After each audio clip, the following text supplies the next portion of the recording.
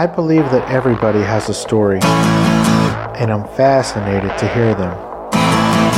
So come with me as we take a walk down Fascination Street. Hey guys, if you like what I'm doing, click the Amazon banner at the top of the homepage on FascinationStreetPod.com and do all of your shopping through Amazon. Once you click on it and it takes you to Amazon, you can bookmark it or add it to your favorites and you won't have to go to my site each time. It helps me keep the show going, and again, thanks for listening. Welcome back, Streetwalkers. This episode is part 1 of my conversation with Aaron Hagar. Yes, that Hagar. Aaron is the son of rock legend Sammy Hagar. In this episode, we talk about where Aaron got the confidence to do all of the crazy different things that he does. And believe me, that list of stuff he's good at is really incredibly long. He's a wrencher. He's an artist. He's a photographer. He makes masks, prosthetics. He makes rat rods. He's even handy with animatronics. Get out of here. In this episode, we also talk about what it was like to grow up as a Hagar. Plus, he tells some stories about working in Hollywood as a makeup, mask, and prosthetic guy.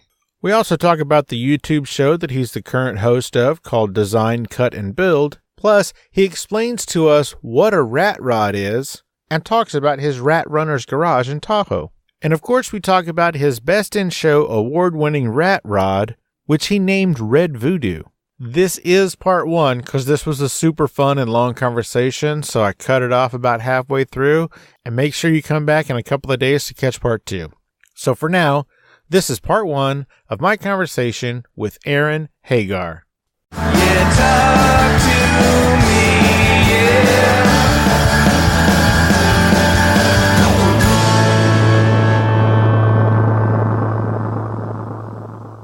Welcome to Fascination Street Podcast, Aaron Hagar. How you doing this evening? I'm good, Steve. How are you today?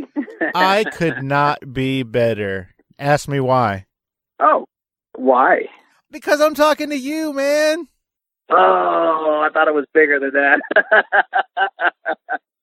So I guess we're going to jump around. So let's talk about when you were in Texas. And let's talk about those 3 BMW Isettas you bought. Yeah, that's a pretty special thing. And I think as a car guy, especially someone that chases, I think that is like the ultimate chase for me. I kind of wrote those off, because I don't, but let's say I had $1 million in the bank. Last thing I'm going to do is spend 30, 40, 50 grand on an Isetta. That's just basically a toy. You're going to drive it, once a month and giggle. It's just not something that I would spend money on. And so I kind of wrote it off. And then I came across these 3 cars through another friend who's been eyeballing them since he was in high school. And they've been there a long time. They've been there a lifetime. And I was able to acquire them. And now I'm going, wow, I actually own one. I'm sorry, I own 3. It's pretty awesome. It's quite a privilege. But that's the chase. That's what we do. And we all look for that ultimate barn find or that ultimate, fantasy find. And yeah, I thought my Mini Cooper was it. And then the Isettas fell in my lap. So I'm quite happy and fortunate. So for those listening who maybe don't know what an Isetta looks like, to me, it looks like if the new Fiat and a smart car had a baby, but then the front end was just as flat as the back end. It almost looks like that triangle that's on the dollar bill with the top cut off. Well, you know what? If you could drive your 50s refrigerator, that's pretty much what it looks like. That is perfect. Right? That's perfect. Yes, absolutely. And I think, if I'm correct, originally an Italian company made them, and the Italian company that originally made them before they were licensed to BMW was a company that made refrigerators and scooters. Shut up. It kind of makes sense. No, I swear, if you look it up. That's hilarious. Isettas have actually been made in Argentina, they've been made in Germany, and they've been made in Italy. So that there was a few manufacturers of them in the day, much like Mini Cooper and a lot of those micro cars. They were made and licensed to several different companies. But BMW ended up with them, and that's where we all know them from, is at BMW Isetta. But yeah, they're very unusual. They look like a 3-wheeler. I actually thought they were a 3-wheeler for much of my life. because, I've never really seen one in person until recently. And they're actually 4 wheels. They have a narrow axle in the back, and I think it's about 20 inches wide, I think, with the wheel width in the back. But there's 2 wheels back there. Now, the only time I've ever seen one in person, it was probably about 1990 or 91 when I was in high school in this small town in Texas, just outside of San Antonio. And the whole thing was primer gray, and it was sitting on like a trailer, and it had spray painted on the side of it was for sale, $250. And that was in like 90 or 91. And the funny thing is that everybody I knew at the time was like, who would spend $250 on that piece of shit? Right. And it wasn't so long ago that still was the mentality. And all of a sudden, I don't know what the time frame is, maybe in the last 10 years, they have skyrocketed. And I mean, Barrett Jackson, and a lot of the other auction houses for really being one. There's one called a bubble top, which has kind of a different shape to it. It's a little more of a bubble, and those are real sought after. The Roadsters go for, 40, 50, 60 grand. A standard Isetta with a standard roof and windows, they're going for 20, 30, 40 grand. The numbers are just crazy for these things right now. They're really getting popular. And then I keep seeing the little pop-ups of an electric version that people are looking at. I don't know if they're coming out or not, but I think there's going to be a little resurgence of these micro cars in today's mentality of economy. Real curious to see which ones stick. We all know the smart car isn't very smart. Shit. I heard it's the absolute worst car that there is. I think it might have even been Alistair who said it. Oh man, they're pretty bad. They're pretty bad. My dad had one, and I drove it a couple times, and it was pitiful. He had an early one though. I don't know if they've gotten any better, but the early ones were absolutely pitiful. Your dad had a smart car? Yeah. So here's the deal. So I grew up on Mount Tam, and Dad we lived in the same house. He still owns a house and lives in it as his daily since 1975, late 75.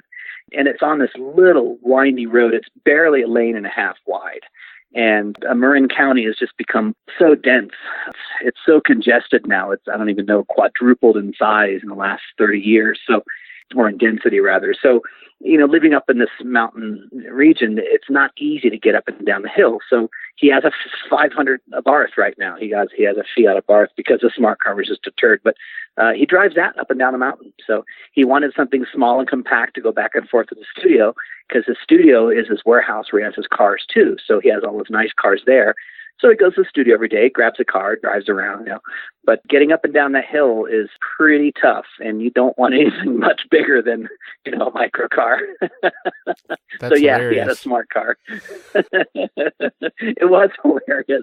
Had a chicken foot sticker on it. It was pinstripe. It was about as cool as you could have made that car. So for everybody who doesn't know, when Aaron says Dad, he's talking about obviously the legendary Sammy Hagar. Now, what? No way. What? No way. Well, a lot of people who are going to listen to this might not be familiar with that's your dad. That's all. I know that seems crazy, right? Because who wouldn't know that? But there will be those people. It does seem crazy. Yeah, it does seem crazy. My wife's from the Czech Republic, and she still doesn't get it. So, it's kind of a thing in our family. Dad will remind her, do you know who I am? She'll be like, no. That's awesome. You're my father-in-law. I love it. It is pretty cool. That's funny. Yeah. So one more thing about the Isetta, it's funny that you said it reminds you of a refrigerator, because of the way you get into it is you open the entire front end. And I'm really curious about how that works, because if I remember correctly, when you open it, the steering wheel is attached to the front end. So how does that drivetrain work that the steering wheel is movable like that? It's really interesting. So the bottom of the yoke, where the shaft comes down, that bottom joint, that knuckle is attached to the floor, just like a regular steering column would be, and attached to the front steering unit. But above that, there's another knuckle, and then there's another knuckle. So what happens is, as you open the front door, the steering wheel kind of tips to the left. T-Birds had them too. It's a little bit different system, but when you open up the driver door in an old T-Bird, the steering wheel would move aside slightly for that girth to get in and out. But yeah, the Isetta, it gives you a little bit of room. And so the steering wheel is mounted to a little dash pod, which is mounted to the door.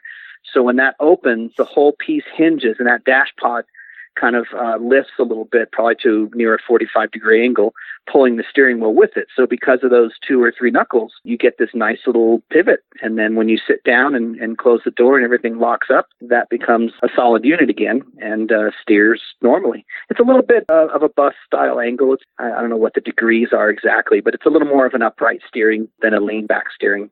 But yeah, it's very interesting, really smart. For as compact as that thing is, they had some really interesting little design cues in there and some really interesting thoughts. It's learning to appreciate them. And the more I find out about them, the more interesting they are. Yeah, it sounds like an engineering masterpiece considering how old it is. What year are your 3 that you just got? So these are 57s, and I have a standard. I have one with the little vents in the front, and then one of them's a roadster. I got a roadster, man. I can't believe it. A little jewel there. But yeah, so there's 3 different versions of what I have. One of them's a full-on deluxe with all the options, except they had a little radio that hung on the front, on the inside of the door. It doesn't have that. But other than that, it pretty much had all the options, the racks, and all the stuff. It's pretty interesting. But, they are very simple. They have some really interesting engineering, just as far as, how to make the vehicle work. The cush drive and everything that's in it uses standard Fiat, like 124, these little rubber donuts in the back. It has 2 of those little cush drives, for the rear axle. Like a scooter, it pulls air in. It's got a little air duct, looks like a little mini jet engine on the side that runs off the flywheel, I think, and pulls air in. It's I'm learning about them, but it's really interesting. I'll be tearing everything down hopefully by June. I just haven't had a second to go through them. But yeah, it's pretty interesting. There's some neat stuff. It's a standard BMW motorcycle motor, a 300cc single, air cooled. It's really, really simple stuff. But yeah, but that front door mechanism is pretty trick. Yeah, it's pretty crazy. And there's a reverse. Yeah, it has a little separate gearbox that hooks onto the motor for reverse. So it's very interesting. Yeah, there was some good stuff, coming out of, the World War II. There was a lot of engineers with a lot of ideas and a lot of new jobs. There's some great applications of that engineering into the, 50s and 60s generation of vehicles. As we know, there was some really, really cool stuff going on. You go through Jay Leno's garage and you'll see a lot of it. You're like, wow, a jet car. From the 60s, from the early 60s. Wow. They were trying all kinds of fun stuff then, right? Yeah, they were doing all kinds of crazy shit. So what do you plan to do with them? I know you're probably going to cannibalize one of them, for parts for the other 2, but what are you going to do when you have 2 complete units? Well, I was thinking of cannibalizing the one that's a little more of a rust finish, because the other 2 have really nice patinas. One looked like it was originally kind of a lichen green, kind of a celadon, and it was painted blue early on, because it only has 587 miles original. So, someone painted it real early on.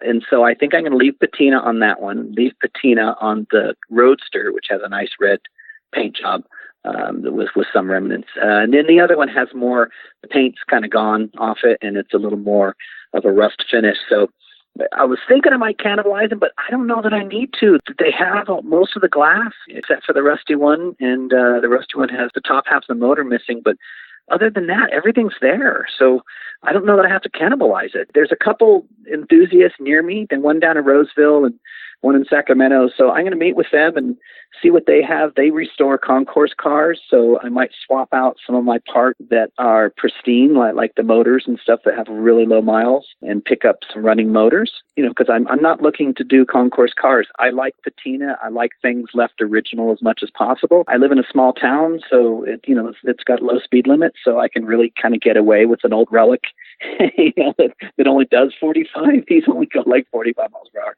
because our speed limit's 40. So, I could be speeding in a nice, that's awesome. So it doesn't have high demands, isn't it? So it doesn't really have high demands, to be a performance vehicle or a cherry restoration.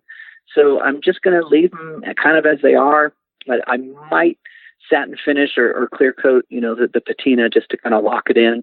But I really don't want to sand them down, and restore the interior and, of course, all the mechanics, in any electrical, although the electrical seems to be pretty sound too, but we'll test all the wiring and make sure, everything's in good shape.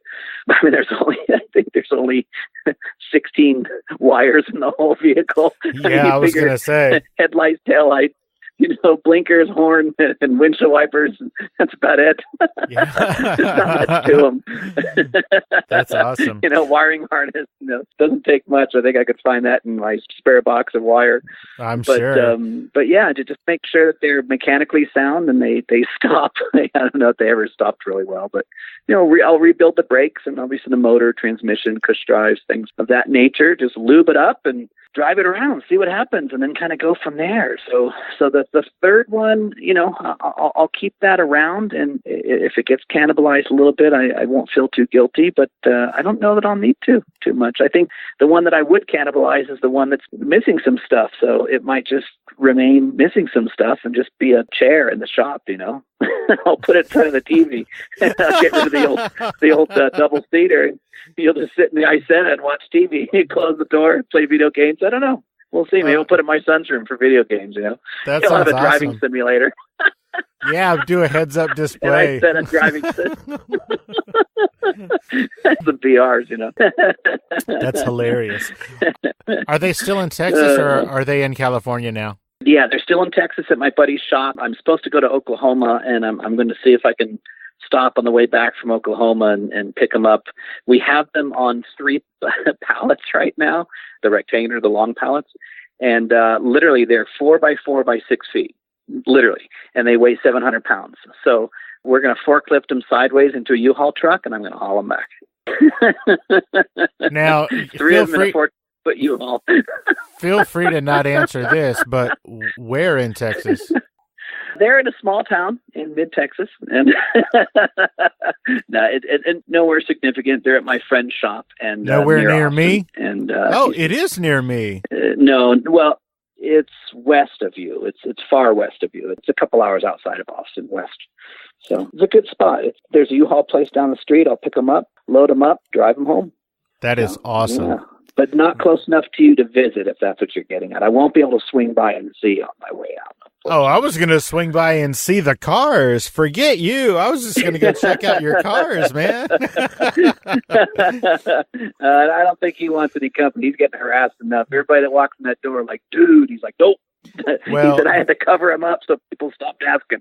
This is Texas. If you get unexpected visitors, you're liable to get an ass full of buckshot. Exactly. Yeah, we knocked on a lot of doors and asked a lot of permission before we wandered onto some property. There is some great stuff in Texas. I've always liked Texas. I've known it for like music and art, but let me tell you, there are some very wonderfully eccentric people that started doing some really unique things a long time ago, and there are some living museums, I guess I could call them, in Texas, and I am a big fan indeed. We visited a gentleman who literally had a homestead that he had lived on. I mean, the house was just crumbling, but it was from the turn of the century and like a few generations old. And I think since he was a little kid, his family has been parking old relics on the property. They pull the hood off and they plant a mesquite tree. And so he had, I don't even know, at least 50 vehicles going back to the 20s with big trees growing out of them. And some of these trees were really substantial. And I don't know the growing stats of mesquite trees, but some of these trees were huge and just pouring out of the hood of some of these old trucks and vehicles. And it was really cool. And because it was winter, there was no live brush. So everything was back and just sticks. There was no foliage, so I could see everything really clearly. Everything was wet with contrast, and it was so beautiful. It's like I'd love to go. I'm a painter, meaning I go outside and paint live. I'd love to just go there and spend 3 or 4 days just plein air painting everything in sight. I mean, there was I posted some photos on my Instagram, and it's just some beautiful, beautiful, beautiful stuff there. Nothing really like, oh my gosh, he has one of those. The only thing I saw was a quad cab international truck, probably from the early 60s, which was pretty cool. It was an old utility truck. But everything else was just, it was kind of just common stuff that you'd find in someone's yard. But its presentation was just spectacular. Well, You mentioned that you're a painter. Let's talk about some of the different things that a wily kid such as yourself is up to. Besides being a wrencher and a welder and a musician, you're also an artist. Now, true. You do all of this stuff. So one of the things that I like to ask people is, what made you think you could anything? Like, what made you think that you could, be a musician or be a wrencher or, be an artist? Like, where did you get this confidence? Forget about the skill. First, I want to know where you got the confidence to do all these things.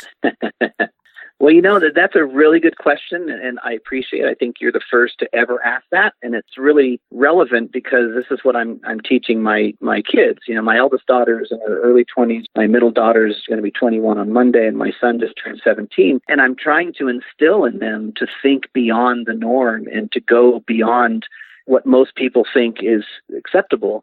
Because, when you have kind of an extraordinary life like we do, you can think in extraordinary ways, and they're real. I mean, if you think of an environment that you grow up, if you grew up doing something, with a family or a friend or being part of a community, then that becomes your go-to. And when you think, I could do this because I know someone that does that, and maybe they'll give me a shot at doing that too, or I can learn that trade. We're just like a level up from that, being in the landscape that we're in. Dad being who he is, he really raised the bar on what he can do and the people that he knows. For instance, he had 2, number 1 bestsellers. And so that publishing company, I've always wanted to do children's books. So I kind of have an invitation at that publishing company to submit my books. But unlike, what most people might think, I'm not going to use that favor until I've honed my craft, so that when I do ask for that favor and that privilege, I want them to go, wow, well, this just needs a little polish and it can go right on the shelves. I want to make sure that expectation is met and then some. And that's just my personal goals. But, my brother's out there trying, and we run into these things of, it's kind of nepotism, but at the same time, the expectation's much higher. But then again, there's already a model. So, it makes things much harder to be yourself. And that's why I've turned down the record deals and turned down so many things that probably would have been a little easy in one way, but really, really hard in another way. But, when you have this life, you have these opportunities, but you best be prepared. You better damn well be good at what you do and have not only a great attitude.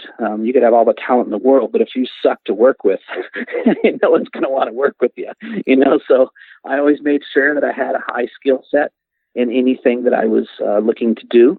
And I wanted to make sure that, I was pleasing to work with and invited to participate because, you don't want to be that guy. Oh, look at him. He got privilege. Boy, is he an asshole. I don't want to work with him. Let's just put him in the corner and hope he goes away. I don't want to be that guy. So when you have a father and a family of friends and a community that's at the stature and opportunity and lifestyle that I've grown up with, you don't kind of think normal. Normal for you is, wow, I think, I'll see John Kolodner on Monday. He asked me if I had any music, and I said, yeah. And he said, hey, you want a demo budget? It's like you have those privileges. People trust you because there's already an established person that they trust. And, if you're a good person and a good kid growing up and they see you growing up, that they want to give you that opportunity. It does exist. It is who you know. You got to know what you're doing too. But people go to college to learn a skill set and build relationships, and then, they use their college buddies when they can. I know it's ugly, but it's kind of how the world works. This whole college thing is really a shame. I don't think it's anything new, but it's probably gotten really out of hand. And I guess there's some really ugly ways that people have been going around it. But people have been building wings on dormitories and to ensure their next generation of family gets to go. It's kind of how some stuff works, unfortunately, and there's no exception here.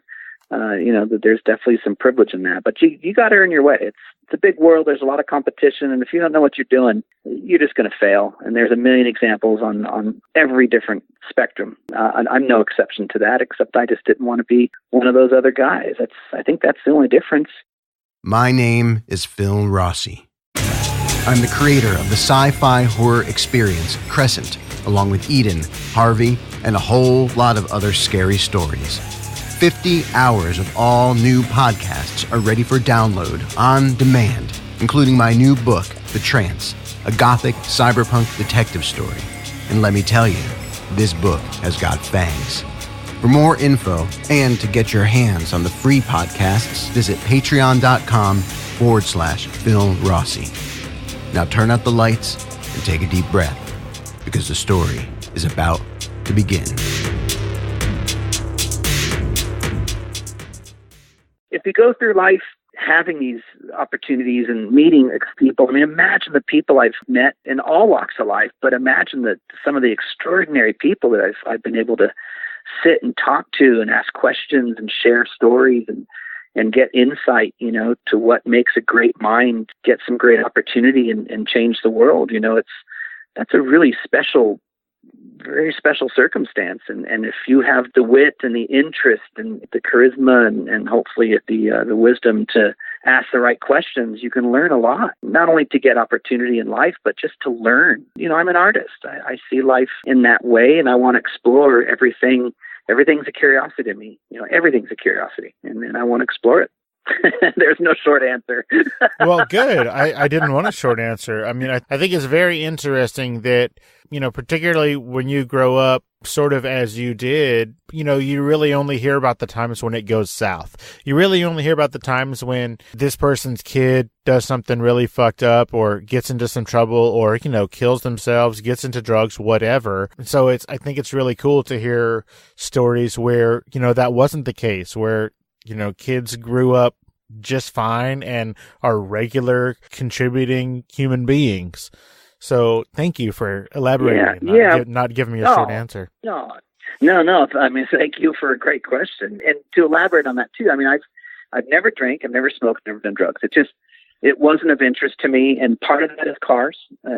Because I was able to, Dad had some great cars. Well, he still does. But when I was growing up, he had some great cars, and some of his early cars were like a Porsche 914 and a Citroen, D-Series and things that you wouldn't expect him to have. But we weren't always wealthy. Growing up, I think until he joined Van Halen is when we really started to see some wealth. But before that, Dad worked. Oh, no, Dad worked every day of his life. And when I was just an infant, we slept in the car. And, life started at zero with Dad. And so I got to see and experience that growing up too. But there's always something great, in the driveway and relative to what was great for us. And, as I got older, I got to drive that stuff. And I had that privilege because Dad trusted me. And I never wanted to blow that. So I didn't participate in that lifestyle because I liked being trusted and I liked having that privilege. And, Dad would go off on tour, and when I was driving in high school, and I'd stay home alone during the summers and not be on tour with them sometimes. And, I never drove the cars without asking. And, there were certain cars that I knew I had access to and certain cars that I knew I didn't have access to. And, on certain occasions, he always invited. I mean, he let me take the 55, the video car, the BB512 Ferrari. He let me take that to prom my senior year. He had a brand new 928 S4 in 88 or 87. My car was broke down and I couldn't get back to school for New Year's. And he let me take his brand new Porsche for New Year's to Monterey, stay the night and come back the next day. I love my kids and they're great kids. I don't even trust them that much. You know what I mean? So that was a really special privilege. And I didn't want to be one of those guys. I mean, I grew up with some celebrity kids and, I was a designated driver and I get calls from the sheriff going, "Hey, Aaron, can you come get so-and-so?" And I won't name any names, but, it was a very prestigious family and they were in politics at the time. And so we need to keep things clean. They'd call me and I'd go pick them up out of a ditch, drunk. And it was pitiful. And I never wanted to be that guy, It was pretty easy. So. Well, so you were telling those stories about, your dad trusting you and, there were some cars that you kind of had carte blanche with and some that you didn't. And the whole time you were telling that story, I was just picturing Cameron from Ferris Bueller's Day Off. By the way, you can't run it without the back. Not to my knowledge.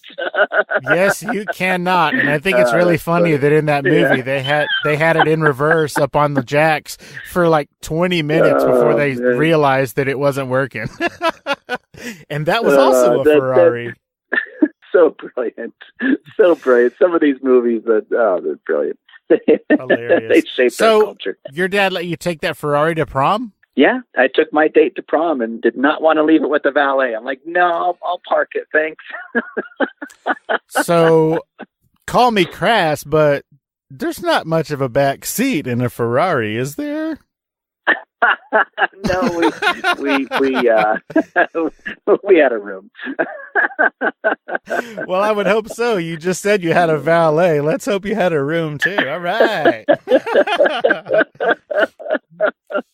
No, like I said, when Dad joined Van Halen, life changed for us. And God, I hate the idea of growing up privilege and all that stuff, that you see in the movies. It wasn't like that for us. I mean, we were really, I don't want to say normal family, but, we ate breakfast, lunch, and dinner at the table. I cleaned my room and I did my laundry, and, we had a normal life and outside of Dad's career, and normal values in a family.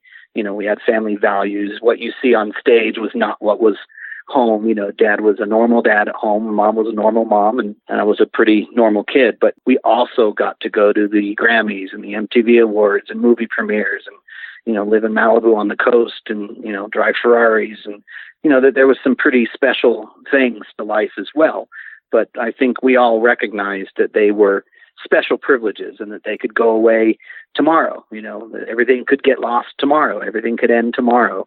And, we lived in the moment and tried to save for the future. But, we had those values. It wasn't just get anything you want all the time. And, I worked. I've worked since I was 13 years old. I got to live at home and work, but I had apartments here and there. And in the meantime, and I worked in the film industry doing special makeup effects and prosthetics and concept design, and, worked long hours, long days, on set, 2 or 3 days, non-union. So they just work us until people start disappearing, and they're like, okay, we should probably break for 3 days. Everybody go home, get some sleep. You've been up for 3 days on set, you get home, and right as you're falling asleep, you get that shake, and you're like, well, I don't remember driving home. It's like, geez, I don't drink, but man, driving home tired is just as dangerous. So some great things, but in general, normalcy as well. So not what you'd think. As much as I would love to, just talk about your father forever, that's really not what this is about. Your dad's great, and he did a great job raising you, obviously, but I want to talk about Aaron. We only mentioned Dad a couple of times. We're about family and lifestyle. It's all good. No, I'm just messing with you. So you mentioned that you worked in, I guess, the Hollywood industry or whatever. So in addition to all that other stuff that I mentioned that you are proficient at, you're also a mask maker, prosthetic makeup guy, and an animatronic engineer. Yeah. Where in the hell did you learn all this stuff? Well, I don't know if I'd title myself an engineer. The beauty about working in something like that is the proficiency, but also, you're working in an environment, an open environment. We often had a warehouse, production would rent a warehouse, and you're working in a large environment because you're building large things, and you're working with fabricators and designers and sculptors and painters, makeup artists, every diverse degree of everything that's even related to making stuff like that. Even, you have to have skills in dentistry to make glass eyes and teeth. I mean, you have to have surgical, you have to have all this knowledge of the medical field as well. And so, again, animatronics, I wouldn't call it, myself an engineer, but we all had to learn and acquire those engineering skills in order to make, successful animatronic heads. Some of our guys went off, John Daw went off to help Rick Baker design, what's still standardized, what we used in Gremlins 2, but he developed it in Gremlins 1, the standard box that would repeat in action for an animatronic head, or in this case, one of the gremlins, so that you could do take after take after take and refine the movements instead of having a live puppeteer just pulling cables and joysticks, to run servos.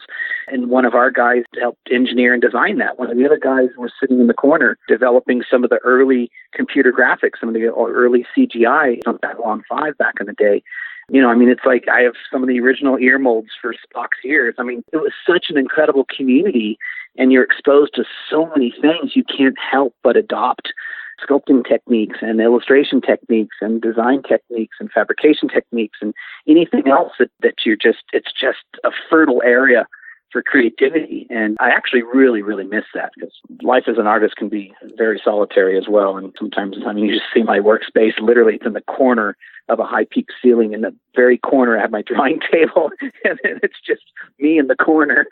So, I really miss that environment. But yeah, you wonder why I do so many things, not only just because life is interesting, but look at all the things I've been exposed to. And I think the only thing I haven't played with is glass. I can't cut a windshield down for the life of me, and I can't blow glass animals or whatever. I don't smoke, so none of that paraphernalia, but I haven't worked with glass.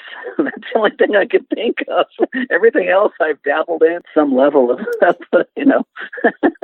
I feel like you can't work with glass because you just haven't yet. You haven't tried. That's what I think.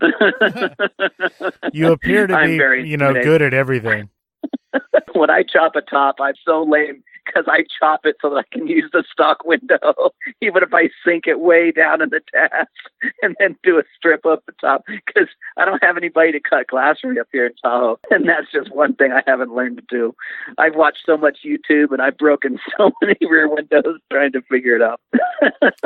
That's funny. So let's talk about cars. So beautiful. You have Rat Runner's Garage, and I had never heard of a rat rod until it was one of my very first interviews. It was with our mutual friend, Matt D'Andrea, the moderator. He was explaining to me what a rat rod is. And how did you get into rat rods? Like, how did you even know that was a thing? Is that a California thing? Well, it's really easy. Rat rods have been... Oh, it's such a dark term now, and it's really a shame. It's become synonymous with poor quality cars, and the whole lifestyle of the rat rod was the same lifestyle. It's just reflecting the same lifestyle of the old jalopies in the 50s. Nothing has changed. It's abandoned relics that you can get at a very affordable price, and you hot rod them in any way that you can. Not to say they were safe then, not to say they're safe now, but that's really what kind of darkened the whole idea of a rat rod. Plus, it's like calling something art. You have good art and you have bad art. You have commercial art, you have very private art. You have garish art and you have very pretty art. It's just a big term. It's an umbrella term. And rat rod, unfortunately, is an umbrella term as well. People will buy a brand new Mustang or Camaro, paint it black, and they call it a rat rod. Then again, you pull cars out of the earth, you build up a hot rod, and you just leave them with their patina looking funky and old, and you can call that a rat rod too, and people scowl. So I think it's kind of migrated over to, outlaw hot rods. And I like that idea, because the whole outlaw term is, look at some of these renegade outlaw cars that they're taking, an old Porsche that just, it looks like it's falling apart. But the interior is prime and the running gear is actually newer, and the thing hauls ass and drives like a dream, but it looks like it's being held together with bubble gum. That is kind of a rat rod too, but they're calling it an outlaw because people are trying to get away from it. But for me, it was the same idea. It's traditional hot rodding. So for me, a rat rod was a traditional hot rod. It was something that I worked very hard to afford through bartering, through finding, through free, through, hey, I see you've got a rear end in the backyard. How can I acquire that? Hey, can I bake you some cookies, or do you want $10, or what do you want? And then you take that home and you tear it apart and you go, hey, I could actually use this. And then you make your car work with that rear end, because that's the only rear end you got. And it's the only motor you got. That's the only body you got. That's the only brakes you got. It's the only front end and the wheels. And you make it all work, and it becomes this Mod Podge of car. And especially now, there's so much more of the Mod Podge around. Tahoe is great for that, because Tahoe is a land of abandonment. You had agriculture, you had mining, you had forestry, all up here in the last 100 years. And a lot of those relics were left behind when they stopped working, or when the mining changed and it moved to here or there.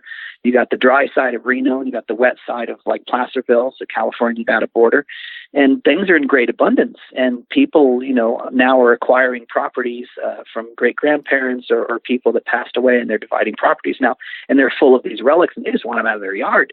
So stuff is free. So I adopted that same idea that people have for, 75, 80, 100 years, is find what you can, find what you could afford, learn as you go, and enjoy every minute of it. And that became kind of a rat rod culture. I think there's a lot of people that have taken credit for the name.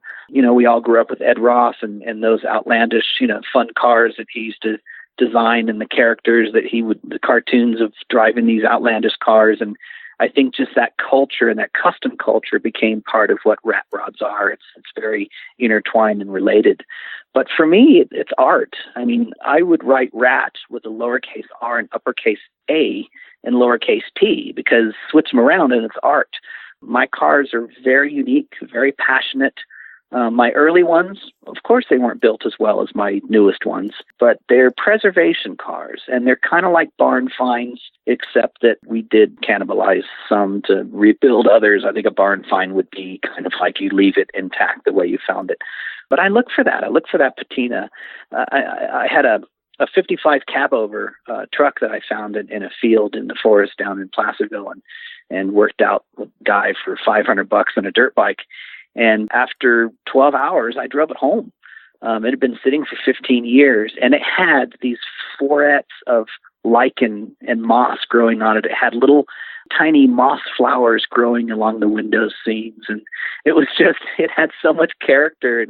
And after I brought it out and parked it in my driveway after a couple winters of snow on it, it pulled off all the lichen, and I was heartbroken, because to me, that was so much of its character, was that it was alive, it was organic, it was symbiotic with nature, and it was rolling and driving yard art. I like that. Well, I think that's awesome. But you're such an artist. Why didn't you draw that back on there?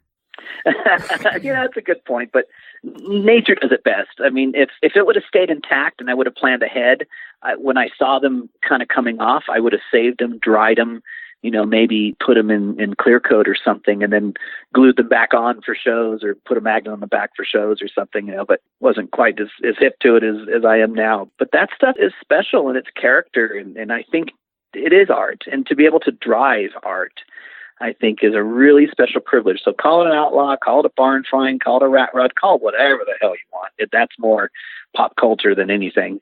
But it's rolling, driving art, and that's really special. I'll tell you a quick story which really kind of put it on the map for me, which really kind of blew my mind, and it really changed my perception on the whole culture.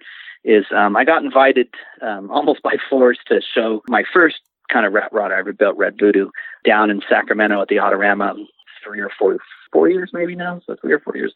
And one of my friends was down there, and he always shows a bunch of his micro cars, and he said, you should bring the Woody Wagon down and bring Red Voodoo down, and we'll put him in the show. I'm like, I'm so busy. I'm running these restaurants now, and blah, blah, blah. And he's like, come on. So he talked me into it. I brought him down, and he put him in categories. And he put Red Voodoo in most traditional hot rod. It's just ridiculous. And I don't even know why, but he put Red Voodoo in the category of most traditional hot rod. And, I think I had a field of about 100 cars.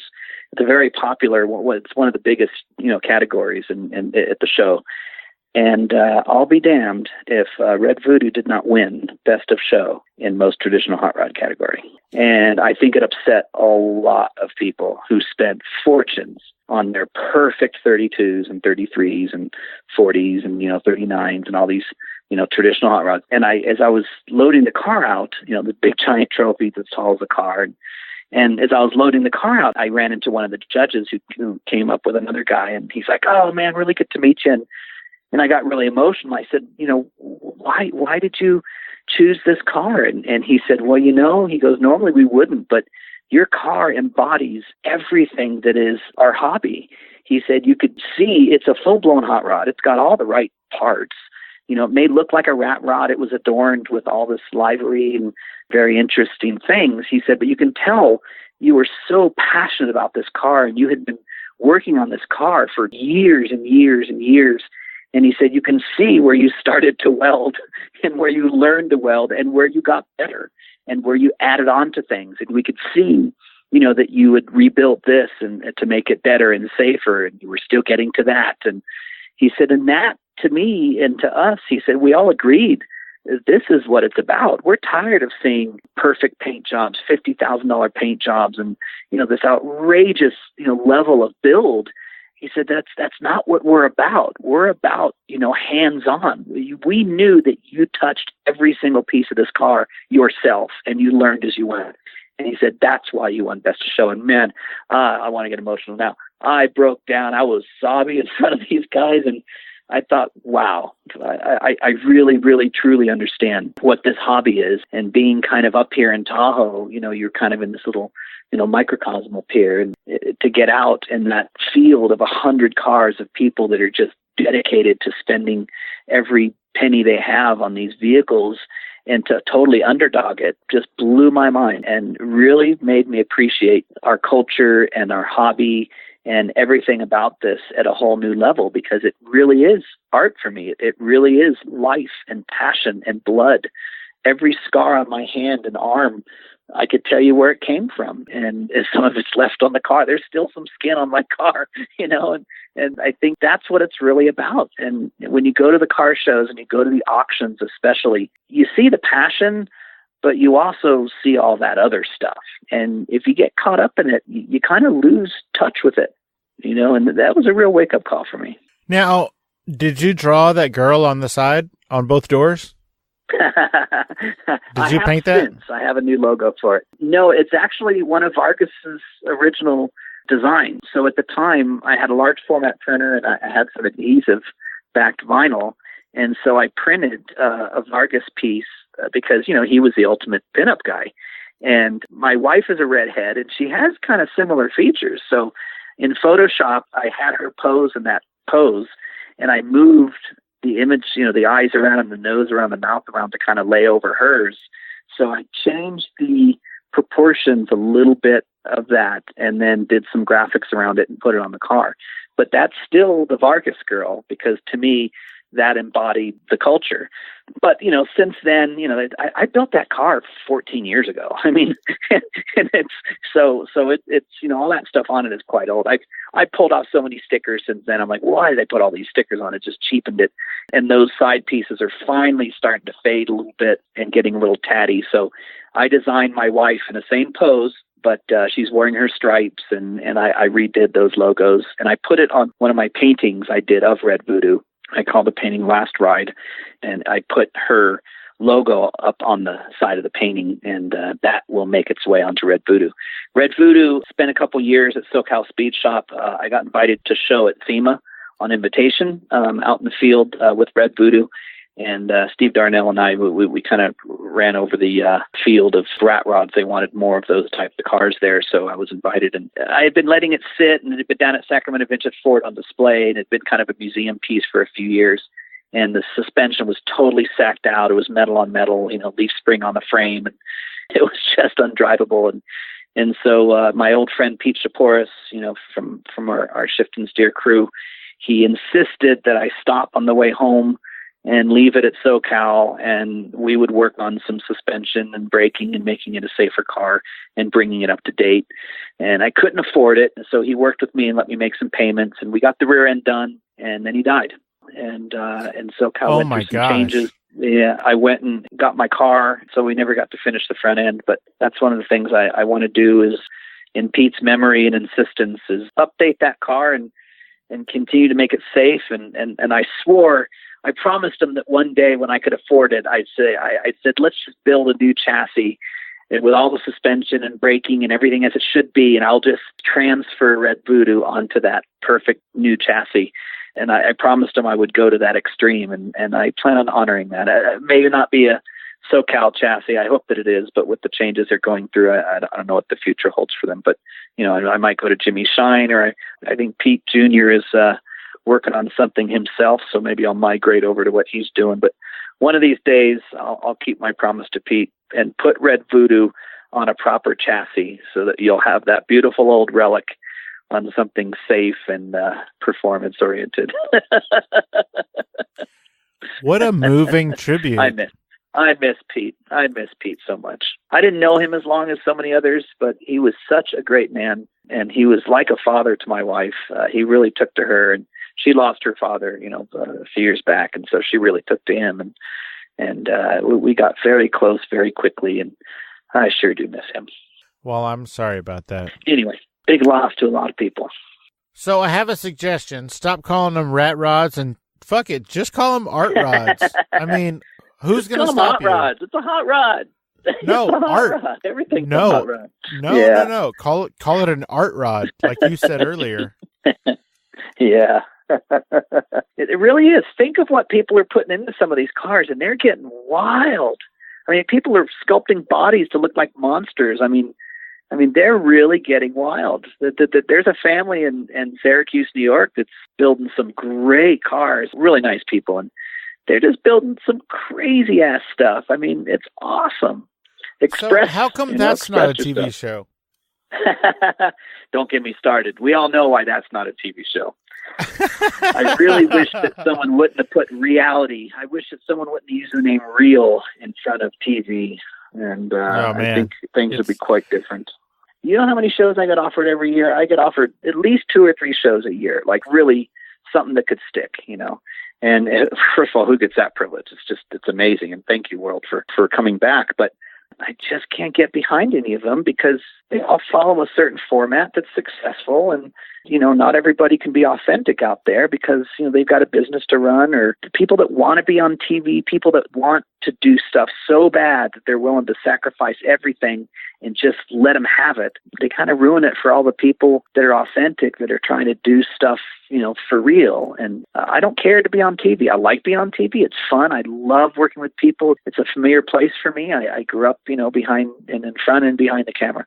So I really enjoy the process. But unfortunately, the genre of automotive reality TV it got some challenges. You know, there's some people that are doing it right. There's some people that have just the right compromise, and they're having a ball. And I know almost everybody on TV, and I can call most of them friends. And I'm very honored to know them and support them. And they're great people. Everybody, they're all great people, and they're doing wonders, you know, for our industry.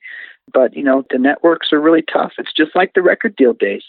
You know, an artist wants to be, you know, get a record deal, and next thing they know, they don't own the publishing, they don't own their face, they don't own their name, they don't own their likeness, you know, and they have 4 hit records, and they can barely make a living, you know, and now they're a slave to the record company. Nothing's changed, and I think a lot of people have gotten themselves in pretty deep. Well, that's a great segue. So let's talk about design, cut, and build. Yeah. So, you know, when I do say yes, it's because, you know, I have to be businesslike and say, well, I get paid for my time and services.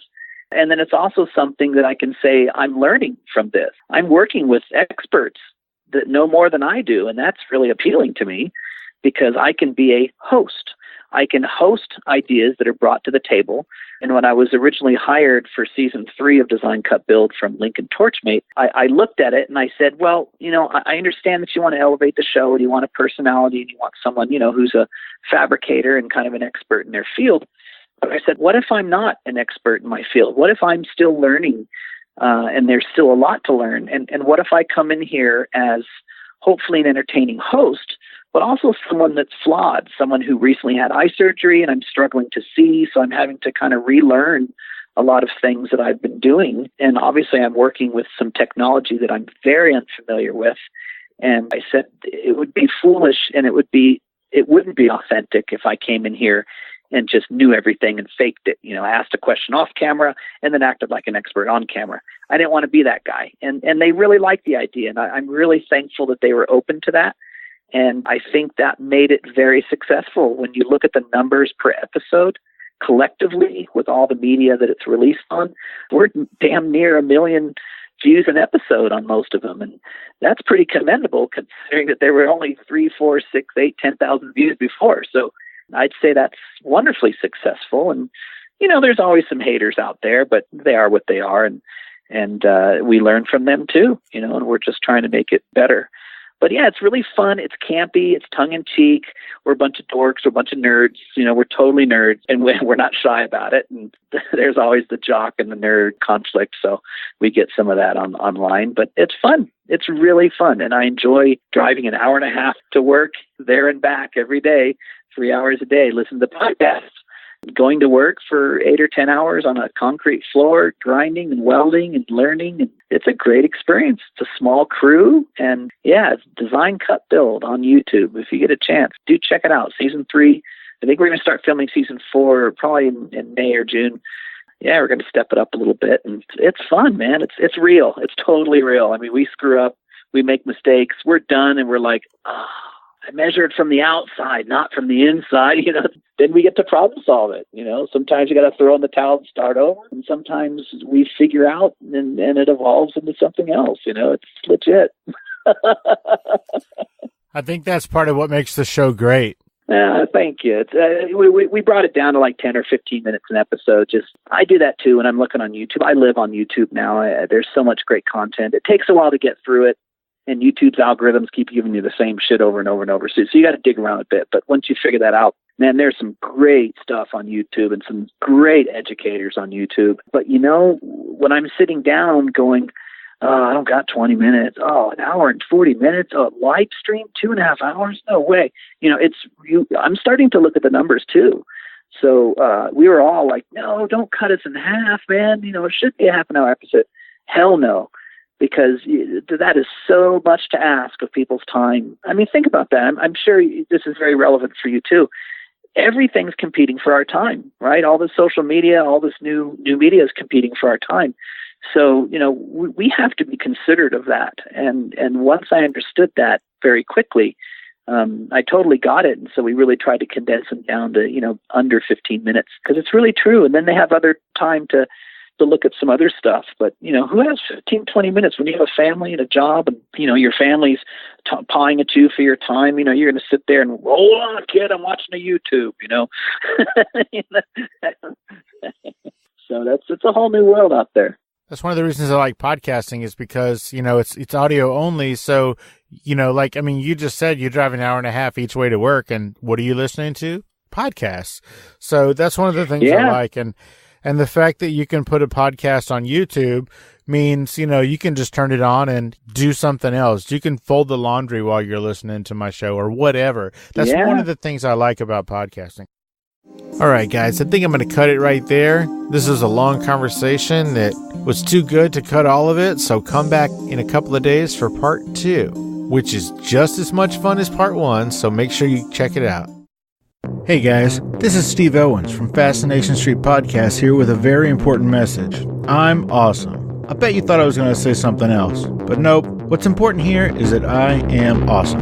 I started this show because I truly believe that everybody has a story, and I'm fascinated to hear those stories.